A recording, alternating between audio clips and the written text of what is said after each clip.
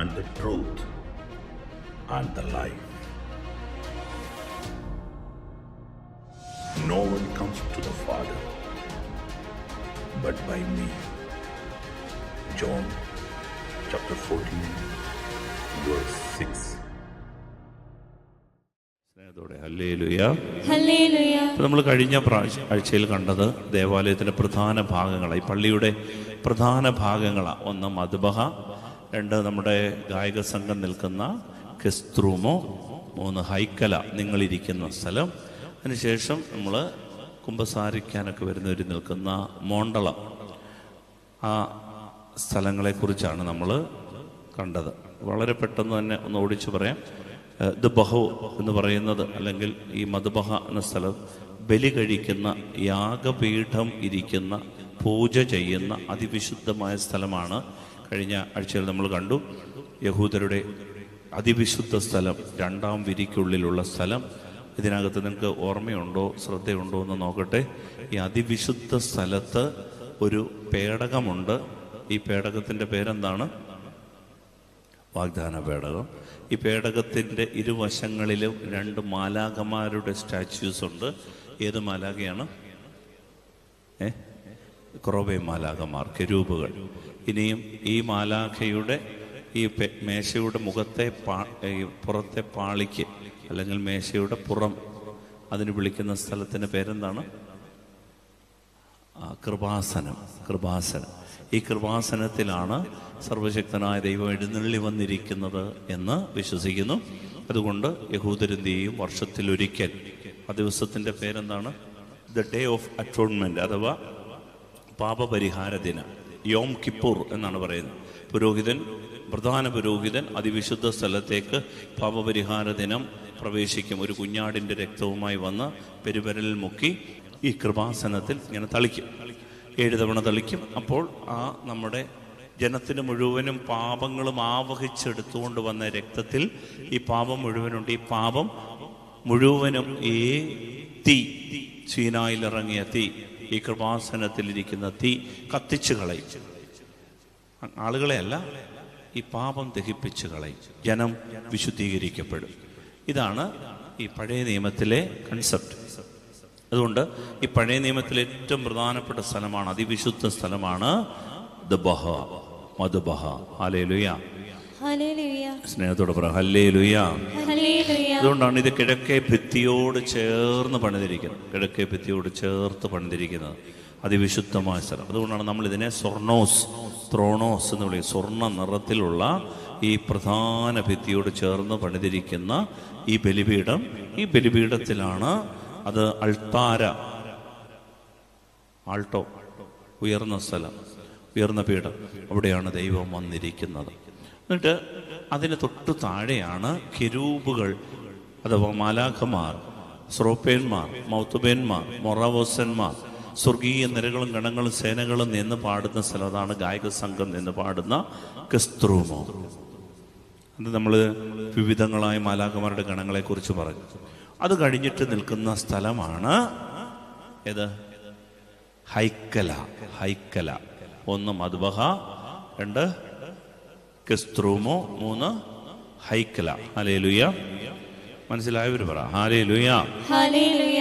അപ്പോൾ ഈ അതിവിശുദ്ധമായ സ്ഥലത്ത് നമ്മൾ നിന്ന് ദൈവത്തെ ആരാധിക്കുമ്പോൾ മാലാഖമാർ നമ്മളെ സഹായിക്കും.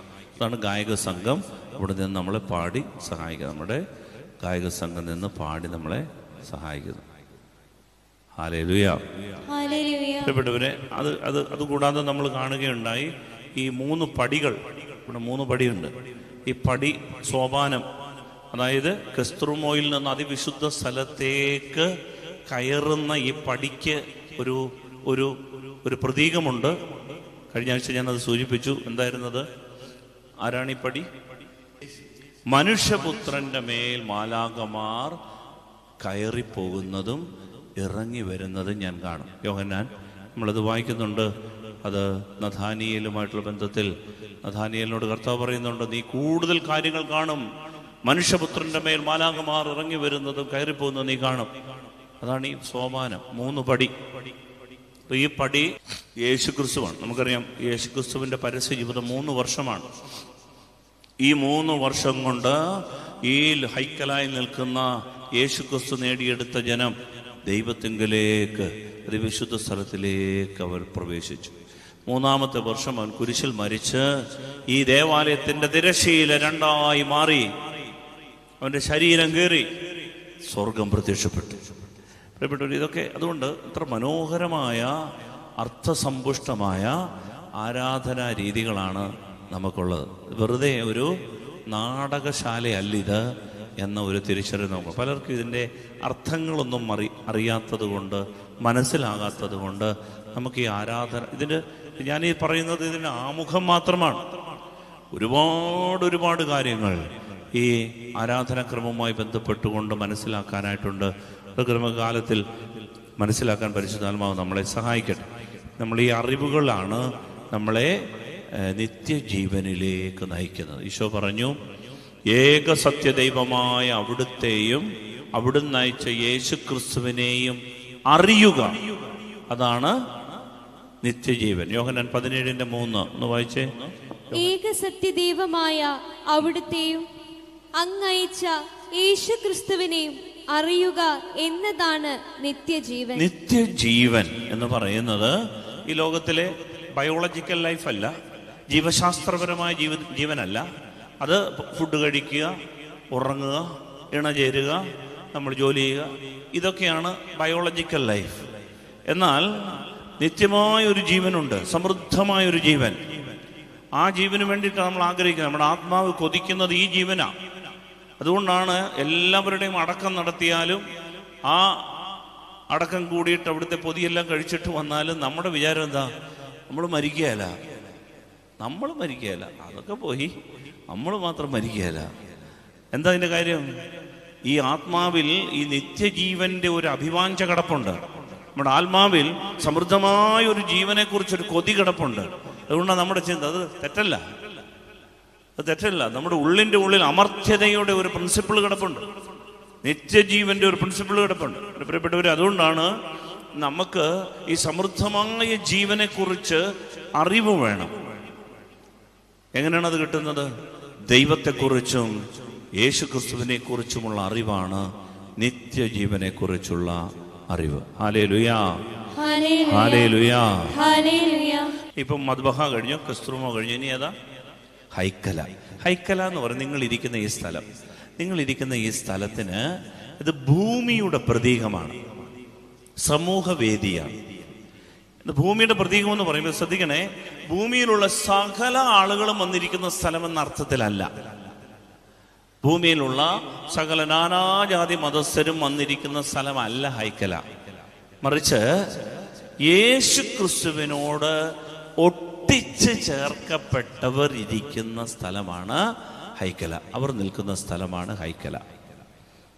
യേശു ക്രിസ്തുവിനോട് ഒട്ടിച്ച് ചേർക്കപ്പെട്ടവർ എന്ന് പറഞ്ഞാൽ മാമോദീസായിലൂടെ അവന്റെ വിലാവിൽ നിന്നൊഴുകുന്ന രക്തവും വെള്ളവും സ്വീകരിച്ച് യേശുവിന്റെ സ്വന്തമായവർക്ക് ഇരിക്കാനുള്ള സ്ഥലമാണ് ഏത്? ഹൈക്കല. ഹല്ലേലൂയ. അതുകൊണ്ടാണ് യോഹന്നാൻ 15 നമ്മൾ വായിക്കുന്നത്, ഞാൻ സാക്ഷാൽ മുന്തിരിച്ചെടിയും എൻ്റെ പിതാവ് കൃഷിക്കാരനുമാണ്. അല്ലേ? വായിച്ചേ, ഉറക്കെ വായിച്ചേ, ചട്ടപ്പെടാം. ഞാൻ സാക്ഷാൽ മുന്തിരിച്ചെടിയും എൻ്റെ പിതാവ് കൃഷിക്കാരനുമാണ്. എൻ്റെ ശാഖകളിൽ ഫലം തരാത്തതിനെ അവിടുന്ന് നീക്കിക്കളയുന്നു. എൻ്റെ ശാഖകളാണിത്. മുന്തിരിച്ചെടിയായ യേശു ക്രിസ്തുവിന്റെ ശാഖകളാണ് ഈ ഇരിക്കുന്നത്. ഹൈക്കലായിൽ ഇരിക്കുന്നവർ അവരാണ്. എന്നിട്ട് അടുത്ത വചനമോ, എന്നാൽ ഫലം തരുന്നതിനെ കൂടുതൽ കായ്ക്കാനായി അവിടുന്ന് വെട്ടിയൊരുക്കുകയും ചെയ്യുന്നു. ഞാൻ നിങ്ങളോട് പറഞ്ഞ വചനം നിമിത്തം നിങ്ങൾ ശുദ്ധിയുള്ളവരാകുവിൻ. നിങ്ങൾ എന്നിൽ വസിക്കുവിൻ, ഞാൻ നിങ്ങളിലും വസിക്കും. ഇതാണ് ഹൈക്കലായിലുള്ളവർ, യേശുവിൽ വസിക്കുന്ന, യേശുവിനോട് ഒട്ടിച്ചേർന്നവർ. അതുകൊണ്ടാണ് യേശുവിനോട് ഒട്ടിച്ചു ചേർക്കപ്പെടാത്തവർക്കുള്ള സ്ഥലമാണ് ഏത്? മോണ്ടളം.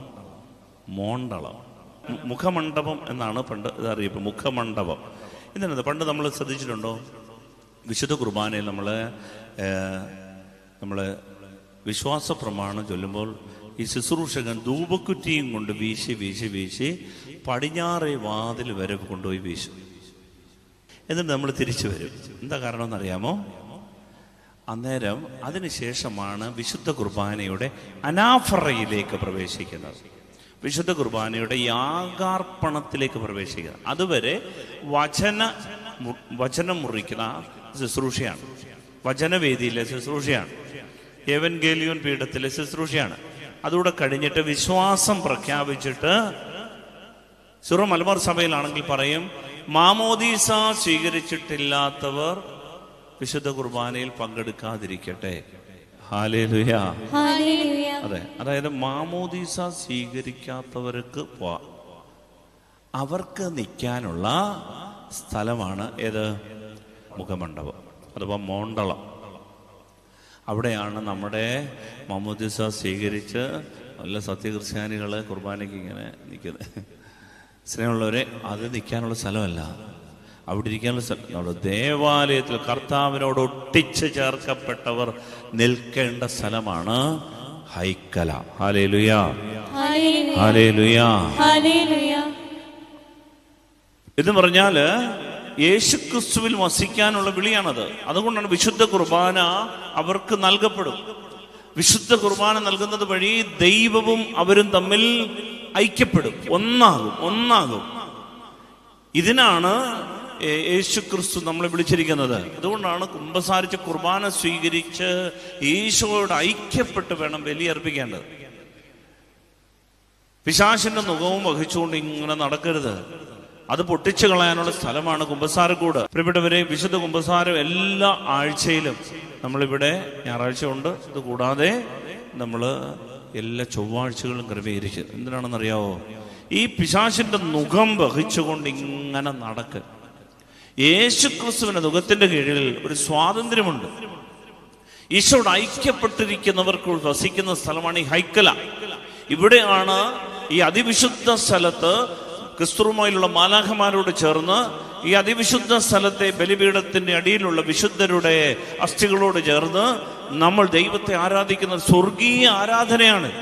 ഇപ്പൊ നമ്മള് മോണ്ടളത്തിൽ നിൽക്കേണ്ടതല്ല. പണ്ട് കാലത്ത് വിശ്വാസത്തിലേക്ക് വരാൻ വേണ്ടി പഠിപ്പിച്ചുകൊണ്ടിരുന്ന കാറ്റഗിസം പഠിപ്പിച്ചുകൊണ്ടിരുന്ന കാറ്റക്കുമെൻസ്, ഹൃദയമേ അങ്ങനല്ലേ, കാറ്റക്കുമെൻസ് അവർക്കുള്ള സ്ഥലമാണ് ഈ മോണ്ടളം. അവരെയാണ് അവിടെ സൂക്ഷിച്ച് അവിടെ നിർത്തുന്നത്. അവർക്ക് ഈ അനാഫറയിൽ യാഗപീഠത്തിൽ അതിവിശുദ്ധമായ ഈ ബലിയിൽ പങ്കെടുക്കാനുള്ള യോഗ്യതയായിട്ടില്ല. പ്രിയപ്പെട്ടവരെ, അങ്ങനെ ഈ 4 നോക്ക് എത്ര മനോഹരമായിട്ടാണ് ദൈവം എന്ന് പറഞ്ഞാൽ അവര് ഈശോയുടെ സ്വന്തമല്ലെന്നല്ല, അവർക്ക് സ്വർഗത്തിലേക്ക് പ്രവേശിക്കാൻ, ഈ സ്വർഗീയ ആരാധനയിലേക്ക് ഈശോയോട് ഐക്യപ്പെടാൻ സാധ്യതയുണ്ട്. അവരെയും ക്ഷണിച്ചിരിക്കുകയാണ്. പക്ഷേ തിരഞ്ഞെടുക്കപ്പെട്ടിരിക്കുന്നത് നമ്മളാണ് യേശുവിനോട് ഐക്യപ്പെട്ട് നിൽക്കുന്നത്. എത്ര മനോഹരമായ വളരെ സുന്ദരമായ ആരാധന ക്രമമാണ് ദൈവം നമുക്ക് തന്നത്. ഇതിനെക്കുറിച്ചുള്ള അറിവ് നമുക്കുണ്ട്, അറിയുന്നതാണ് നിത്യജീവൻ. അതുകൊണ്ടാണ് യെശയ്യായുടെ പുസ്തകത്തിൽ പറയുന്നുണ്ട്, എൻ്റെ ജനം നശിക്കാൻ കാരണം അജ്ഞതയാണ്. എൻ്റെ ജനം പാപം ചെയ്യുന്നത് കൊണ്ടല്ല നശിക്കുന്നത്, അവർക്ക് അറിയേണ്ടത് അറിയുന്നില്ല. സ്നേഹമുള്ളവരെ, യേശു ക്രിസ്തു രൂപപ്പെടുത്തി തന്ന ഈ ആരാധന, അതിൻ്റെ ക്രമം, അത് നമുക്ക് നിത്യജീവനിലേക്ക് നാം എടുത്തു വയ്ക്കപ്പെടാൻ വേണ്ടിയിട്ടുള്ള വഴിയാണ്. നമുക്കതിനെ മനസ്സിലാക്കിക്കൊണ്ട് നമുക്ക് ഒരിക്കൽ കൂടി കർത്താവിന് നന്ദി പറയാം. ഹല്ലേലൂയ, ഹല്ലേലൂയ, ഹല്ലേലൂയ. ഇത് നമ്മുടെ തലമുറയോട് നമ്മൾ പറഞ്ഞു കൊടുക്കണം. ഈ പള്ളിയുടെ ഘടന, ഈ പള്ളിയുടെ രീതി, ഈ പള്ളിയിലേക്ക് വരുന്നത് എന്തിനാണ്? അതുകൊണ്ടാണ് നമ്മൾ ഈ പള്ളിക്കുള്ളിൽ, എൻ്റെ അടുത്ത് ഒരു അച്ചായൻ പറഞ്ഞു, നമ്മൾ ഈ ആനവാതിൽ വഴി പ്രവേശിക്കും, ആനവാതിൽ വഴി നമ്മൾ ഇറങ്ങണം. അതെന്താണെന്ന് ചോദിച്ചു കഴിഞ്ഞാൽ ആ വാതിൽ യേശു ക്രിസ്തുവിലേക്കുള്ള ഒരു പ്രവേശമാണ്. ഈശോയുടെ ശരീരത്തിലേക്കുള്ള മിസ്റ്റിക്കൽ ബോഡി, യേശുവിൻ്റെ രക്ഷാകരമായ ശരീരത്തിലേക്ക്, മിശിഹായുടെ ഭൗതിക ശരീരത്തിലേക്ക്, മൗതിക ശരീരത്തിലേക്കുള്ള പ്രവേശമാണ്. ഈശോട് ഐക്യപ്പെട്ടു നിന്ന് ശുശ്രൂഷ ചെയ്യാനുള്ള ഒരു വിളിയാണ്. ദൈവത്തോട്, സ്വർഗത്തോട് ഏറ്റവും അടുത്ത ഒരു സമൂഹമാണ് നമ്മൾ. അന്നേരം ഇന്ന് ഒരു ചേട്ടായി എന്നോട് പറഞ്ഞു, എൻ്റെ അച്ഛൻ എനിക്ക് അതിനുള്ള യോഗ്യതയൊന്നുമില്ല. പരിശുദ്ധനായ സർവശക്തനായ ദൈവത്തെ എൻ്റെ ജീവിതത്തിൽ സ്വീകരിക്കാനുള്ള യോഗ്യത എനിക്കില്ല അച്ഛ, ഞാൻ പാപിയാണ് അച്ഛ. പ്രിയപ്പെട്ടവരെ, ഈ ലോകത്തിൽ ദൈവം വളരെ വ്യക്തമായി പഠിപ്പിക്കുന്ന ഒരു കാര്യമുണ്ട്. എന്താണെന്നറിയാമോ? നീതിമാനായി ആരുമില്ല, ഒരുവൻ പോലുമില്ല. റോമർക്ക് എഴുതിയ ലേഖനം ഒന്ന് വായിക്കാം. റോമർക്ക് എഴുതിയ ലേഖനത്തിൽ നീതിമാനായി ആരുമില്ല, ഒരുവൻ പോലും. നിങ്ങൾ മർത്തോമ സഭയിലെ കാലം ചെയ്ത മർത്തോമ തിരുമേനി, നമ്മുടെ തമാശയൊക്കെ പറഞ്ഞ ക്രിസ്തോസൻ തിരുമേനി നിങ്ങൾക്ക് അറിയാമോ? അറിയാം. ക്രിസ്തോസൻ തിരുമേനി പണ്ട് ഒരു ജയിൽ സന്ദർശിച്ചു. അപ്പോൾ ജയിലിലുള്ള ആളുകളെല്ലാം ഒന്നിച്ചു കൂടി തിരുമേനി വന്നു തമാശയൊക്കെ കേൾക്കാമല്ലോ എന്ന് കരുതി. അപ്പോൾ തിരുമേനിക്ക് വിഷമത്തുണ്ടെങ്കിൽ ഇവരെല്ലാം കണ്ടപ്പോൾ ഭയങ്കര സങ്കടം തോന്നി. പാവങ്ങൾ വർഷങ്ങളായിട്ട് ഇതിനകത്ത് കഴിയാണ്. അത് കണ്ടിട്ട് ഈ തിരുമേനി ഒരു വിഷമത്തോട് പറഞ്ഞു, വിഷമിക്കേണ്ട കേട്ടോ, നിങ്ങൾ പിടിക്കപ്പെട്ട കള്ളന്മാർ, ഞങ്ങൾ പിടിക്കപ്പെടാത്ത കള്ളന്മാർ, അസാമാന്യ മെയ്വഴക്കമുള്ളത് കൊണ്ട്, നിൽക്കാൻ അറിയാവുന്നതുകൊണ്ട് ഇതുവരെ ഞങ്ങളെ പിടിച്ചിട്ടില്ല. പക്ഷെ നിങ്ങൾക്ക് അതറിയാത്തതുകൊണ്ട് നിങ്ങളെ പിടിച്ച്. അവിടെ വിഷമിക്കേണ്ട, നമ്മളെല്ലാം തുല്യരാണ് എന്ന് പറഞ്ഞാൽ, പ്രിയപ്പെട്ടവരെ, എല്ലാ മനുഷ്യരും പാപം ചെയ്ത് ദൈവമഹത്വത്തിന് അന്യരായി എന്ന് ദൈവത്തിൻ്റെ വചനം നമ്മളെ പഠിപ്പിക്കുക. എല്ലാ മനുഷ്യരും പാപികളാണ്. അതുകൊണ്ട് നമ്മൾ ആദ്യം ഇത് മനസ്സിലാക്കേണ്ടത്, നമ്മുടെ കഴിവ് കൊണ്ടല്ല നമ്മൾ സ്വർഗത്തിലെത്തുന്നത്. പണ്ട് സഭയിൽ ഒരു പിതാവുണ്ടായിരുന്നു. ആ പിതാവിൻ്റെ പേര് പെലാജിയൂസ് എന്നായിരുന്നു. ആരാണ്? അങ്ങനെ ഒരു തിരുമേനി പെലാജിയൂസ്. അദ്ദേഹത്തിൻ്റെ ഒരു പഠിപ്പിക്കലായിരുന്നു, നിനക്ക് നിന്റെ ആത്മരക്ഷ നിന്റെ ആത്മനിയന്ത്രണം കൊണ്ട് നേടിയെടുക്കാം. ഈ പണ്ട് പെലാജിയൂസ് പിതാവ് പഠിപ്പിച്ചതാണ്. അതായത്, ഞാൻ കൊന്ത ചൊല്ലിയാൽ ഞാൻ രക്ഷപ്പെടും, ഞാൻ പള്ളി വന്നാൽ ഞാൻ രക്ഷപ്പെടും, ഞാൻ മുട്ടുമേ നിൽക്കുന്നത് കൊണ്ട് ഞാൻ സ്വർഗം എനിക്ക് കിട്ടും, ഞാൻ ഉപവസിക്കുന്നത് കൊണ്ട് ദൈവം എന്നെ സ്വർഗത്തിൽ കയറ്റിയേ പറ്റും. സഭ എന്ത് ചെയ്തു? പെലാജിയൂസ് പിതാവിനോട് പറഞ്ഞു, പിതാവേ, പാഷണ്ഡതയാണെന്ന് പറഞ്ഞു. പെലാജിയനിസം എന്നാണ് ഇത് അറിയപ്പെടുന്നത്. പാഷണ്ഡതയായത്. എന്നിട്ട് പറഞ്ഞു, നിനക്ക് നിന്റെ ആത്മരക്ഷ ഒരിക്കലും നിന്റെ ആത്മനിയന്ത്രണം കൊണ്ടോ പ്രാർത്ഥന കൊണ്ടോ നീ ചൊല്ലിക്കൂട്ടിയത് കൊണ്ടോ നേടാൻ പറ്റില്ല. നിന്റെ ആത്മരക്ഷ സാധ്യമാക്കിയത് ഒരേ ഒരാളാണ്. അവന്റെ പേരാണ് ജീസസ് ഓഫ് നസ്രത്ത്. ഹല്ലേലൂയ. നിന്നെ രക്ഷിച്ചത് ദൈവമാണ്. അവനാണ് മനുഷ്യനായ യേശു. അതുകൊണ്ട് നമ്മുടെ കഴിവോ മേന്മയോ കൊണ്ടല്ല നമ്മൾ രക്ഷപ്പെടുന്നത്. യേശു ക്രിസ്തു അവൻ്റെ കൃപയാണ്.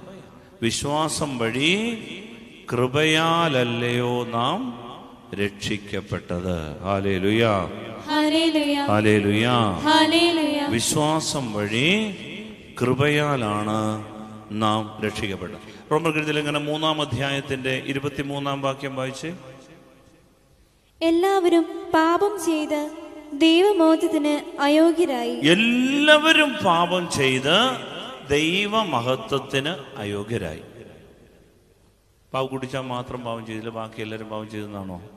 അല്ല, എല്ലാവരും പാപം ചെയ്ത് ദൈവമഹത്വത്തിന് അയോഗ്യരായി. എന്നാൽ അടുത്ത വചനമോ, അവർ ആര്? ഈ പാപം ചെയ്ത സകല മനുഷ്യരും. വായിച്ചേ.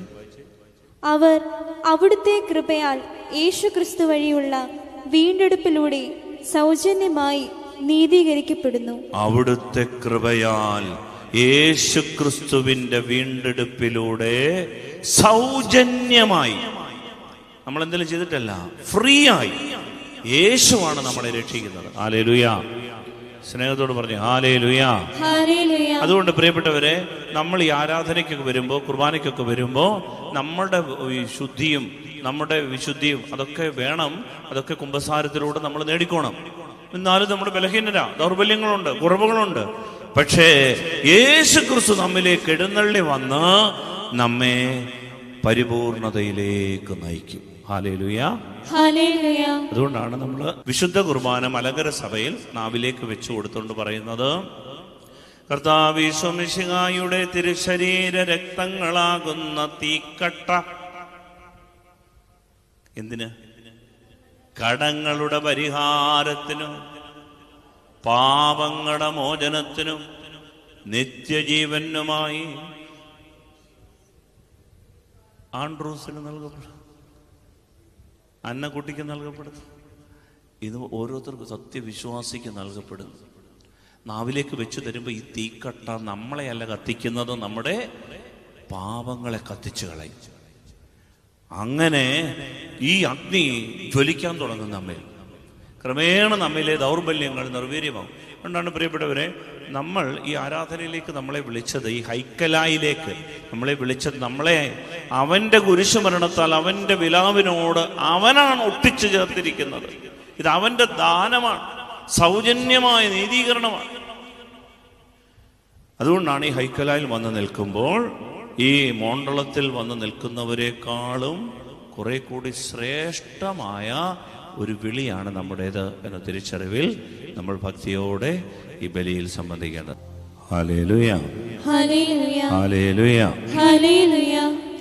സ്നേഹമുള്ളവരെ, നമ്മൾ ഈ തിരുസഭയെക്കുറിച്ച്, നമ്മുടെ ഈ സഭ, ഈ സഭയുടെ ഘടന നമുക്ക് വേണ്ടി ദൈവം ഒരുക്കിയിരിക്കുന്നത് നമ്മൾ തിരിച്ചറിഞ്ഞുകൊണ്ട് ഈ ശുശ്രൂഷകളിലും ആരാധനയിലുമൊക്കെ പങ്കെടുക്കും. തിരുസഭയെക്കുറിച്ച് നമ്മൾ മനസ്സിലാക്കണം. നമ്മൾ പലരും കാണുന്ന ഈ പള്ളി എന്നൊക്കെ കാണുന്നത് ഒരു ഏജൻസി ആയിട്ടൊക്കെ കാണുന്നവരുണ്ട്. പള്ളി എന്താണ്? എൻ്റെ മാമോദീസ നടക്കാൻ, എൻ്റെ ആദ്യ കുർബാന നടക്കാൻ, കല്യാണം നടക്കാൻ, പിന്നെ എൻ്റെ പിള്ളേരുടെ മാമോദീസ നടക്കാൻ, പിന്നെ അവസാനം പിന്നെ കൊണ്ടുവന്ന് പെട്ടി വെച്ച് എണ്ണ ഒഴിച്ച് മണ്ണിട്ട് അടച്ചുകൊണ്ട് പോകാൻ. ഇതിനുള്ള ഒരു നല്ല ഏജൻസി. ഇത് ഭംഗിയായിട്ട് ഇച്ചിരി പൈസ ഓഫീസിൽ അടച്ചാൽ മതി, എൻ്റെ കാര്യങ്ങളെല്ലാം നടന്നു കിട്ടും. ഇങ്ങനെ കരുതി ഇതിനെ ഒരു ഓർഗനൈസേഷനായി കാണുന്ന ആളുകളുണ്ട്. ഇത് ഈ കാലഘട്ടത്തിൽ പലരുടെയും തലയിൽ കിടപ്പുണ്ട്. ആളുകൾ അങ്ങനെ ഒരു ചിന്ത കൊടുക്കും. പള്ളി അതൊരു സംഘടന, ഒരു വില്ലേജ് ഓഫീസ് കണക്കെ ഒരു സംഭവം. പ്രിയപ്പെട്ടവര്, അങ്ങനെ ഒരു ഒരു ഒരു സംഭവമായിട്ട് ഇതിനെ കാണുന്ന ഒരു സംഭവമുണ്ട്. നമ്മൾ മനസ്സിലാക്കണം, അതിനല്ല ഈ പള്ളി. വിശുദ്ധ കുർബാന, ഈ ആരാധന ശുശ്രൂഷ, പലരും പറയുന്നത് ഇത് പിൽക്കാലത്ത് ആളുകളൊക്കെ രൂപപ്പെടുത്തി ഒരു ആളുകളെയൊക്കെ കൊണ്ടുവരാൻ വേണ്ടി ഞായറാഴ്ച ദിവസം എല്ലാവരും വെള്ളവസ്ത്രമൊക്കെ ധരിച്ച് ഒരു പ്രത്യേക രീതിയിൽ വന്ന് കുറേ നേരം നിന്ന് കുരിശ് വരച്ചിട്ട് പോകുന്ന ഒരു പ്രത്യേക ടീം അംഗങ്ങളുടെ ഒരു കൂട്ടായ്മ, ഒരു കൂടിവരവ്, ഇതൊക്കെയായിട്ടാണ് പലരും പള്ളിയൊക്കെ കാണുന്നത്. എന്നാൽ യഥാർത്ഥത്തിൽ യേശുക്രിസ്തുവിൻ്റെ മനസ്സ് നമ്മൾ അറിഞ്ഞാൽ നമ്മൾ ഈ പള്ളിയുടെ വില നമ്മൾ മനസ്സിലാവും. ഒരു കാര്യം മാത്രം പറഞ്ഞുകൊണ്ട് നിർത്താം. അതായത് ഈശോ വിശുദ്ധ കുർബാന സ്ഥാപിച്ചു. അതേ കാര്യമാണ് ഇന്നും നമ്മൾ ഈ അൾത്താരയിൽ ചെയ്യുന്നത്, പള്ളിയിൽ ചെയ്യുന്നത്. യേശുക്രിസ്തു സ്ഥാപിച്ച വിശുദ്ധ കുർബാനയുടെ അതേ കാര്യം പലരും ആരോപിക്കുന്നത് എന്താണെന്നറിയാമോ? പിൽക്കാലത്ത് വന്ന ദൈവശാസ്ത്രജ്ഞന്മാരും പിൽക്കാലത്ത് വന്ന മെത്രാന്മാരും വൈദികരും ഒക്കെ ചേർന്ന് കെട്ടിപ്പടുത്തതാണ് ഇപ്പൊ കാണുന്ന ഈ രീതികളൊക്കെ. അങ്ങനെയല്ല. ഒരു ഉദാഹരണം പറയാം. യേശു ക്രിസ്തു കുർബാന സ്ഥാപിച്ച ദിവസം, അവൻ ബൈബിളിലുള്ള കാര്യമാണ്, ചരിത്രത്തിൽ നടന്ന കാര്യമാണ്, നമുക്കറിയാം. യേശുക്രിസ്തുവിൻ്റെ ഈ ചരിത്രം ജോസെഫൂസ് ഫ്ലാവിയൂസ് എന്ന് പറയുന്ന ഒരു യഹൂദ ചരിത്രകാരൻ കൃത്യമായി എഴുതിയിട്ടുണ്ട്. ആദിമസഭയെക്കുറിച്ച് അന്ന് അവർ ഈ അപ്പവും വീഞ്ഞും ഉപയോഗിച്ച് കുർബാന ചൊല്ലുന്നതിനെ കുറിച്ചൊക്കെ യഹൂദ ചരിത്രകാരൻ ചരിത്ര പുസ്തകത്തിൽ എഴുതിയിട്ടുണ്ട്. അതേ കാര്യം തന്നെ മത്തായും മാർക്കോസും ലൂക്കായും യോഹന്നാനും ഒക്കെ ചരിത്രത്തിൽ എഴുതിയിട്ടുള്ളതാണ്. അതായത് ചരിത്രത്തിൽ നടന്ന സംഭവമാണ്. ഈശോ എന്താ ചെയ്തത്? വിശുദ്ധ കുർബാന, ഇന്ന് നമ്മൾ ചൊല്ലുന്ന വിശുദ്ധ കുർബാനയിൽ ഈശോ എന്താ ചെയ്യുന്നത്? അവൻ അപ്പവും വീഞ്ഞും കയ്യിലെടുത്തു. അന്ന് ഈശോ എടുത്തത് അപ്പവും വീഞ്ഞും. വേറെ എന്തെങ്കിലും ആണോ? അല്ല. പച്ചക്കറി വല്ലതും ആണോ? അല്ല. അപ്പവും വീഞ്ഞും. ഇന്നും ഈ ബലിപീഠത്തിൽ ഈ അപ്പവും വീഞ്ഞുമാണ് ഈശോ ചെയ്ത അതേ കാര്യം. ഇനി ഈ അപ്പവും വീഞ്ഞും ഈശോ ഉപയോഗിച്ചോ? മിണ്ടുന്നില്ല. ഈ അപ്പവും വീഞ്ഞുമാണോ ഈശോ ഉപയോഗിച്ചേ? താൻ ഒറ്റിക്കൊടുക്കപ്പെട്ട രാത്രിയിൽ ഈശോ തൃക്കൈകളിൽ അപ്പമെടുത്ത് വാഴ്ത്തി മുറിച്ച് അവർക്ക് കൊടുത്തുകൊണ്ടരുളി ചെയ്തു, പാപമോചനത്തിനായി നൽകപ്പെടുന്ന എൻ്റെ ശരീരമാണ്, വാങ്ങി ഭക്ഷിക്കുവിൻ. അപ്രകാരം തന്നെ അവൻ വീഞ്ഞും വെള്ളവും കലർത്തിയ പാനപാത്രവും എടുത്തു. ഇപ്പൊ വീഞ്ഞും അപ്പവും വീഞ്ഞും ആ വസ്തു തന്നെയാണ് ഇന്നും സഭ ഉപയോഗിക്കുന്നത്. ഇനി ഈ അപ്പവും വീഞ്ഞും ഉപയോഗിച്ചത് കൈവെള്ളയിലാണോ? ഇതൊരു പാത്രത്തിലല്ലേ? ഈ പാത്രമാണ് ഇന്ന് നമ്മൾ ഉപയോഗിക്കുന്ന കാസായും പീലാസായും. കാസായും പീലാസായും ഈ അപ്പവും വീഞ്ഞും ഉപയോഗിക്കാൻ ഈശോ ഉപയോഗിച്ച പാത്രമാണ്. അതേ രീതിയാണ് സഭ ഇന്നും തുടരുന്നത്. ഇനി അവരെത്ര പേരായിരുന്നു അന്ന് ആ തിരുവത്താഴത്തിലിരുന്ന് ഈ അപ്പവും വീഞ്ഞും ഭക്ഷിച്ചത്? 12 പേര്, ഈശോ ഉൾപ്പെടെ 13 പേര്. ഇവർക്കെല്ലാവർക്കും കൂടെ ഒരു പാത്രവും ഒരു കപ്പുമേ ഉണ്ടായിരുന്നുള്ളൂ? അല്ല. അതുകൊണ്ടാണ് ഈ ബലിപീഠത്തിങ്കൽ ഈ തിരുവോസ്തി വെക്കാൻ വേണ്ടി കുസ്തോതി ബാക്കിയുള്ളവർക്കും കൂടി ഈ അപ്പം ഭക്ഷിക്കാൻ വേണ്ടി. കുസ്തോതി കണ്ടിട്ടുണ്ടോ? വിശുദ്ധ കുർബാനയുടെ സമയമാകുമ്പോൾ അച്ഛന് സക്രാരിയിലേക്ക് ചെന്ന് അവിടുന്ന് തുറന്ന് കുസ്തോതിയിൽ വെച്ചിരിക്കുന്ന ഈ അപ്പം തിരുവോസ്തി കൊണ്ടുവന്ന് എല്ലാവർക്കും കൊടുക്കും. അതായത് ഈശോ ആശീർവദിച്ച ഈ അപ്പവും ഈ വീഞ്ഞും കൂടാതെ വേറെ പാത്രവും ഉണ്ടായിരുന്നു. ബലിപീഠത്തിൽ അത് ഉപയോഗിക്കുന്നുണ്ട്. Hallelujah, hallelujah. ഇനി അത് തറയെ വെച്ച് പാവിരിച്ചിട്ടാണോ ചെയ്തത്? അല്ല. അവർക്കൊരു മേശയുണ്ടായിരുന്നു. ഇന്ന് കാണുന്ന കണക്കെ ഒരു മേശയല്ല, മറിച്ച് യഹൂദ നാടുകളിൽ, പൗരസ്ത്യ നാടുകളിലൊക്കെ അവരുടെ പെസഹ അനുഷ്ഠിക്കാൻ വേണ്ടി അവർക്ക് പൊക്കം കുറഞ്ഞ ഒരു മേശയുണ്ട്. അവർ ഈ പെസഹ അനുഷ്ഠിച്ചത്, ശ്രദ്ധിക്കണം, അവര് നിലത്ത് ചാഞ്ഞും ചരിഞ്ഞും കിടന്ന് ഇരുന്ന് ഒക്കെയാണ് ഈ പെസഹ ഭക്ഷിച്ചിരുന്നത്. അത് യഹൂദരുടെ രീതിയാണ്. ഇന്നും അറേബ്യൻ നാടുകളിലൊക്കെ പോയി കഴിഞ്ഞാൽ അവരിങ്ങനെ വട്ടത്തിൽ തറയിൽ ചെറിയ കുഷനൊക്കെ ഇട്ടുകൊണ്ടിരുന്ന് അവർ ഒരേ ഭക്ഷണ പാത്രത്തിൽ നിന്നൊക്കെ ഭക്ഷിക്കുന്ന രീതികളൊക്കെ ഉണ്ട്. ഞാൻ പോയിട്ടില്ല, പക്ഷേ അങ്ങനെ പോയിട്ടുള്ളവർ കണ്ടവരൊക്കെ പറഞ്ഞിട്ടുണ്ട്. അപ്പൊ ഈ അവരുടെ ഒരു രീതി അതാണ്, തറയിൽ ഇങ്ങനെ ഇരുന്ന് ഭക്ഷണം കഴിക്കും. പ്രിയപ്പെട്ടവരെ, യേശുവും 12 ശിഷ്യന്മാരും ഇങ്ങനെ ഒരു മേശ അവർക്കുണ്ടായിരുന്നു. ആ മേശയാണ് ഇന്ന് നമ്മൾ ഉപയോഗിക്കുന്ന അൾത്താര, കർത്താവിന്റെ മേശ, ആ അന്ത്യത്താഴ മേശ, അതാണ് അൾത്താര. നോക്കിയേ, യേശു ക്രിസ്തു ഉപയോഗിച്ച കാര്യങ്ങളൊക്കെയാണ് ഇന്നും സഭ തുടരുന്നത്. പിൽക്കാലത്ത് കോൺസ്റ്റന്റൈൻ ചക്രവർത്തി 4-ാം നൂറ്റാണ്ടിൽ കണ്ടെത്തിയതല്ല. ഹല്ലേലൂയ, സ്നേഹത്തോടെ ഹല്ലേലൂയ. അപ്പൊ ചോദിച്ചേക്കാം, അച്ഛാ നമ്മള് അങ്ങനെയെങ്കിൽ എല്ലാരും തറയെ കുത്തിയിരുന്നല്ലേ അച്ഛാ കുർബാന കൂടണ്ടേ? ചിലര് കുർബാനയ്ക്ക് നിൽക്കുമ്പോൾ കണ്ടിട്ടുണ്ട് ചാഞ്ഞും ചരിഞ്ഞും ഒക്കെ കിടന്ന് അങ്ങനെയൊക്കെ ഇരിക്കും. വയ്യാത്തതുകൊണ്ടാണ്, എനിക്കറിയാം, ക്ഷീണമുള്ളതുകൊണ്ടാണ്. എന്നാൽ നമ്മൾ നിന്നുകൊണ്ടാണ് ബലി അർപ്പിക്കുന്നത്. എന്താ കാര്യം എന്നറിയാമോ? കാരണം, ശ്രദ്ധിച്ച് കേൾക്കണം, കാരണം ഞാൻ പറഞ്ഞിട്ടുണ്ട്, ഒന്നുകൂടെ മനസ്സിലാക്കണം. കാരണം നാം ഈ ബലി അർപ്പിക്കുന്നത് യേശു ക്രിസ്തുവിന്റെ തിരുവത്താഴത്തിന്റെ ഓർമ്മയല്ല. Hallelujah, hallelujah.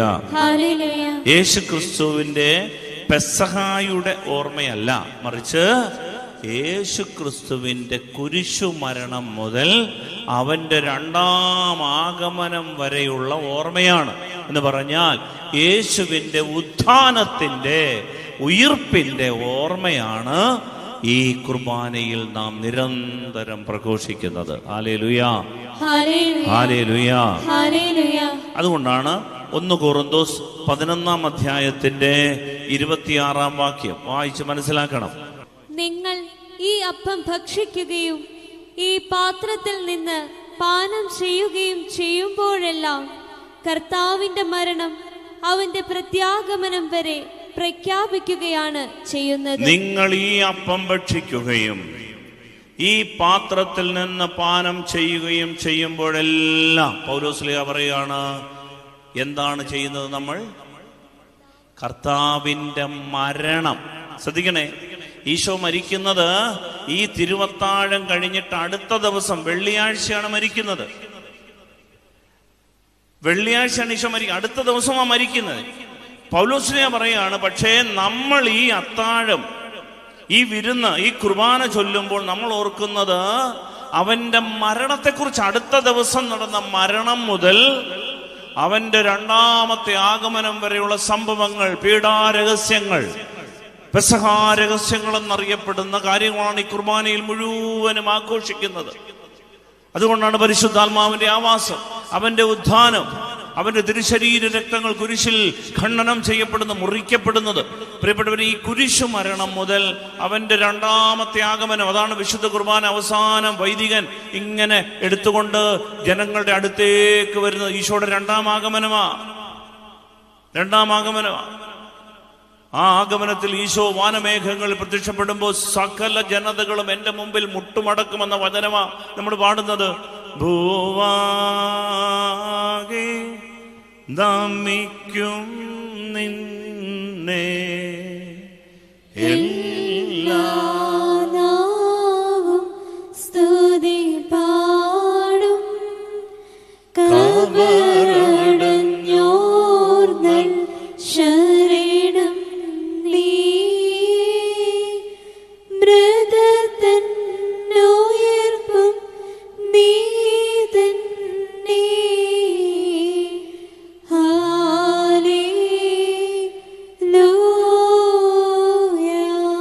ഓരോ കുർബാനയിലും നമ്മൾ അവന്റെ രണ്ടാം ആഗമനം ഓർത്തുകൊണ്ട് പാടുകയാണ്. നമ്മുടെ മരിച്ചവരെ കൂടെ നീ ഉയർപ്പിക്കണേ കർത്താവേ, ഞങ്ങളുടെ മരിച്ചവരെ നിന്റെ മുൻപിൽ ഭൂലോകം മുഴുവൻ മുട്ടുമടക്കും എന്ന് പറഞ്ഞുകൊണ്ട് അവനെ വണങ്ങി നമ്മൾ പാടുന്ന പാട്ടാ.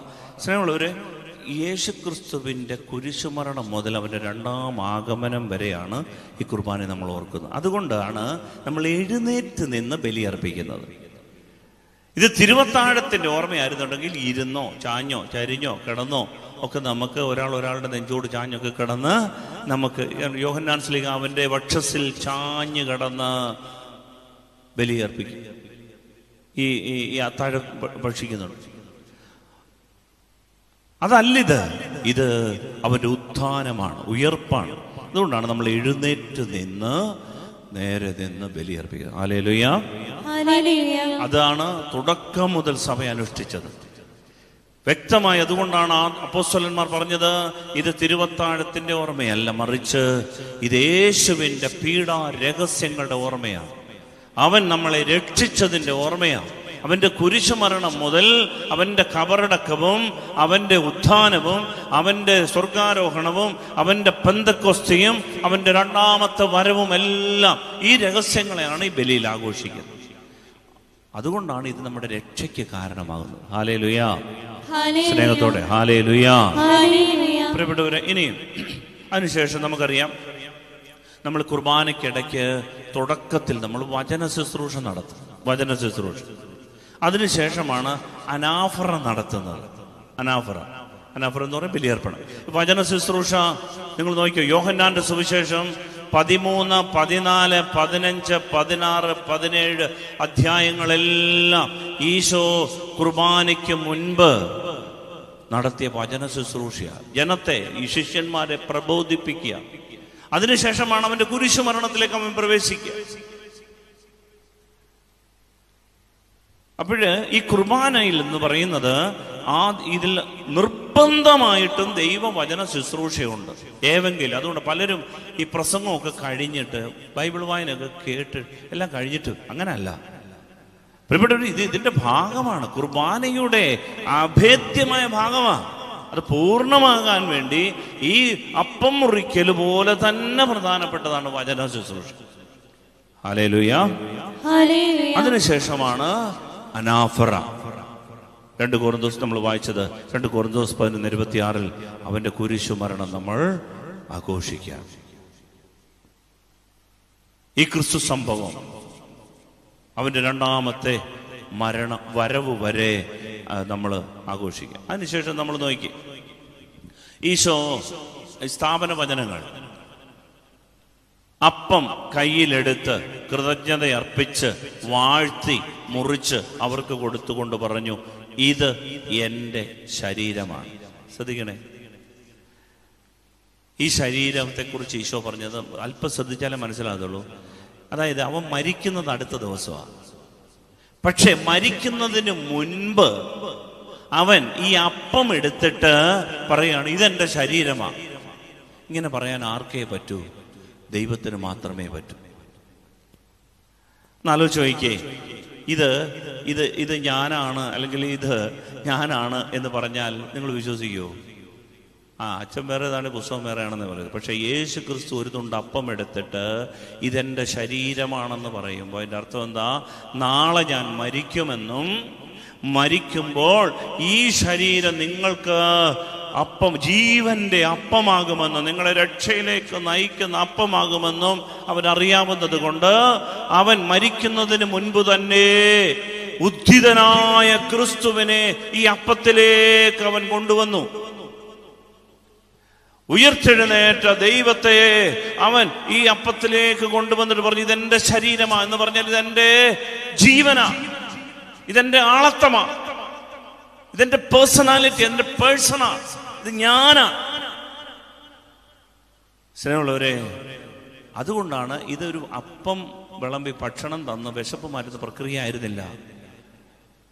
ഇത് അവന്റെ രക്ഷാകരമായ ഉത്ഥാന സംഭവമാണ്, ഉത്ഥാനത്തിന്റെ സംഭവമാണ്. അതുകൊണ്ടാണ് പ്രിയപ്പെട്ടവരെ, നമുക്ക് അവൻ മരിച്ച് ഉയർത്തപ്പോൾ അവൻ ആദ്യമേ ചെയ്തത് എന്താണ്? എമ്മാവൂസിലേക്ക് പോയ 2 ശിഷ്യന്മാർ, ആ ദിവസം തന്നെ അവരിൽ 2 പേർ ജെറുസലേം വിട്ട് എമ്മാവൂസിലേക്ക് പോയി. ഈശോ എന്ത് ചെയ്തു? അവരുടെ കൂടെ കൂടി. പോകുന്ന വഴിയിൽ വചന ശുശ്രൂഷ, വിശുദ്ധ ലിഖിതങ്ങൾ അവൻ വ്യാഖ്യാനിച്ചു കൊടുത്തപ്പോൾ അത് ഗ്രഹിക്കാൻ തക്കവണ്ണം അവരുടെ മനസ്സവൻ തുറന്നു കൊടുത്തു. ലൂക്കാ 24:45 വിശുദ്ധ ലിഖിതങ്ങൾ ഗ്രഹിക്കാൻ തക്കവണ്ണം അവരുടെ മനസ്സവൻ തുറന്നു കൊടുത്തു. നോക്കിയേ, കുർബാനയുടെ ആദ്യത്തെ ഘട്ടം നടക്കുകയാണ്.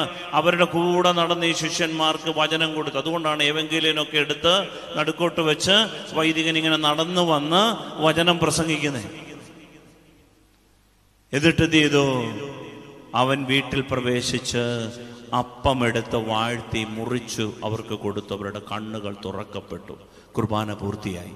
അപ്പോൾ അവൻ അവരുടെ ഇടയിൽ നിന്ന് മറഞ്ഞു. കാരണം എന്താ? ഈ അപ്പത്തിൽ അവനുണ്ട്. പിന്നെ യേശുവിന്റെ സാന്നിധ്യം അവിടെ വേണ്ട, ഈ അപ്പത്തിൽ അവൻ കയറി. കാരണം ഇതെന്റെ ശരീരമാ, ഇതെന്റെ ആളത്തമാ. പിന്നെ യേശു മറഞ്ഞു. ആ യേശു മറഞ്ഞില്ല, യേശു ഈ അപ്പത്തിൽ പ്രവേശിച്ചു. അതാണ് കുർബാന. സ്നേഹമുള്ളവരെ, ആ അപ്പം അവർ ഭക്ഷിച്ചവരുടെ കണ്ണ് തുറന്നു. വചനം കേട്ടപ്പോ ഹൃദയം ജ്വലിച്ചു. പക്ഷേ അപ്പം ഭക്ഷിച്ചപ്പോ കണ്ണും തുറന്നു. ഇതാണ് കൂദാശ. ഇത് ദൈവം സ്ഥാപിച്ച ദൈവികമായ ഏറ്റവും വലിയ പ്രധാനപ്പെട്ട ഒരു കാര്യമാണ്. അതുകൊണ്ട് ഈ കാര്യങ്ങളെല്ലാം പെന്തക്കോസ്ത, അതുകൊണ്ടാണ് നമ്മൾ വിശുദ്ധ കുർബാനയുടെ ഇടയ്ക്ക് ഈ ശോശപ്പ ഇങ്ങനെ ആഘോഷിച്ചുകൊണ്ട് കർത്താവിന്റെ പരിശുദ്ധാത്മാവിനെ നമ്മൾ വിളിക്കുന്നത്. അപ്പോൾ ചൊല്ലുന്ന രഹസ്യത്തിൽ വൈദികം ചൊല്ലുന്ന ഒരു പ്രാർത്ഥനയുണ്ടെന്നറിയാമോ? ഈ അപ്പവും മീനും എടുത്തു വെച്ചിട്ട് അതിൻ്റെ മേൽ മൂടി വെച്ചിരിക്കുന്ന ഈ ശോശപ്പ, അതിങ്ങനെ എടുത്ത് ഇങ്ങനെ വിറപ്പിച്ചുകൊണ്ട്, അതായത് വിറപ്പിച്ചുകൊണ്ട് കാണിക്കുന്നത് എന്താണെന്നറിയാമോ? അവന് ഖബറിലേക്ക് ഇറങ്ങി വന്ന് അവനെ ഉയർപ്പിച്ച പരിശുദ്ധാത്മാവിനെ കുറിച്ചാണ് കാണിക്കുന്നത്. ഖബറിലേക്ക് ഇറങ്ങി വന്ന് കർത്താവിനെ ഉയർപ്പിച്ച പരിശുദ്ധ ശക്തി, യേശുവിനെ ഉയർപ്പിച്ച ദൈവത്തിന്റെ ആത്മശക്തി. അന്നേരം പറയുന്നൊരു പ്രാർത്ഥന എന്തെന്നറിയാമോ? വൈദികൻ രഹസ്യത്തിൽ പ്രാർത്ഥിക്കുന്നത്, ഇസ്രായേലിന്റെ 12 ഗോത്രങ്ങൾക്ക് 12 നീരുറവകൾ ഒഴുക്കിക്കൊടുത്ത തീക്കൽപ്പാറ നീയാകുന്നു. നമ്മുടെ രക്ഷകന്റെ കബറിങ്കൽ വയ്ക്കപ്പെട്ട തീക്കൽപ്പാറയും നീ തന്നെയാകുന്നു. പരിശുദ്ധാത്മാവിനോട് ഇത് ഇങ്ങനെ വിറപ്പിച്ചുകൊണ്ട് പറയുന്ന പ്രാർത്ഥനയാണ്. കർത്താവേ നീ, പരിശുദ്ധാത്മാവേ നീ ഇസ്രായേലിൻ്റെ 12 ഗോത്രങ്ങൾക്ക് 12 നീരുറവകൾ ഒഴുക്കിക്കൊടുത്ത തീക്കൽപ്പാറ. ആലോചിച്ച്, തീക്കല്ലിൻ്റെ പാറയിൽ നിന്ന് ഉറവ ഒഴുകുമെന്ന്. ഒഴുകുമോ? തീക്കല്ല് പാറയിൽ നിന്നല്ല, തീക്കൽ പാറയിൽ നിന്ന് ഉറവ ഒഴുകുമെന്ന് എന്ന് പറഞ്ഞാൽ ദൈവത്തിൻ്റെ അഗ്നിയായ പരിശുദ്ധാത്മാവിൽ നിന്ന് കൃപകൾ ഒഴുകുമെന്ന്. എന്നിട്ട് പറയുകയാണ്, ഞങ്ങളുടെ രക്ഷകന്റെ കബറിങ്കൽ വയ്ക്കപ്പെട്ട, അവനെ ഉയർപ്പിക്കാൻ വേണ്ടി സ്വർഗം വെച്ച തീക്കൽ പാറയാണ് നീ. അങ്ങനെയാണ് ഈ ശോശപ്പ എടുത്തിട്ട് ഞാൻ ആശീർവദിച്ച് അങ്ങോട്ട് മാറ്റി വെക്കും. ഇവിടെ പിന്നീട് അവൻ്റെ ഉയർപ്പാണ്. അത് കഴിഞ്ഞിട്ടാണ് നമ്മൾ പാടുന്നത്, നിൻമൃതി ഞങ്ങൾ നാഥ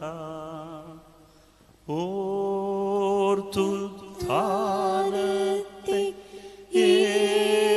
ഏറ്റോതി നിൻ രണ്ടാം ആഗമനം കാക്കുന്നു.